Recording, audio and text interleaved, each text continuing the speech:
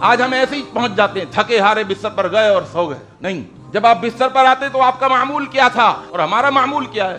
بستر پر آنے کے بعد سب سے پہلے لاؤ جی موبائل لیا، اب ذرا آدھا گھنٹہ 1 گھنٹہ اس پہ بھی صرف کرنا ہے. آپ جب بستر پر آتے، حضرت عائشہ رضی اللہ تعالیٰ عنہ فرماتی ہیں جب آپ بستر پر آتے تو آنے کے بعد جمع کفیہ، اپنے دونوں ہاتھوں کو اس طرح جمع کرتے، دونوں ہاتھوں کو اس طرح دعا کی طرح اپنے ہاتھوں کو اٹھا لیتے. یہ بخاری کی حدیث ہے. یہ دیکھیے دعا کی طرح جس طرح ہم ہاتھ اٹھاتے ہیں، یہ اللہ کے پیغمبر کا عمل تھا. حسد سے بچنے کا بہترین نسخہ، اس طرح اپنے ہاتھوں کو ملا لیتے. اور پھر آپ قل هو اللہ احد، قل اعوذ برب الفلق اور قل اعوذ برب الناس ایک دفعہ پڑھتے، ثم نفث فیہما، اور پھر اپنے دونوں ہاتھوں میں تھتکارتے. آج ہمیں دم کرنا بھی نہیں آتا، ہم پھونکے مارتے ہیں. پھونکے نہیں ماریں بلکہ تھتکاریں. تھتکارنے میں تھوڑا تھوک نکلنا چاہیے، یہ طریقہ ہے تھتکارنے. تھتکاریں، اس طرح آپ تھتکارتے اور اس کے بعد آپ کرتے اپنے دونوں ہاتھوں کو اس طرح مسلتے. اور پھر حدیث کے الفاظ ہیں ثم یمسح بہما ما استطاع من جسدہ،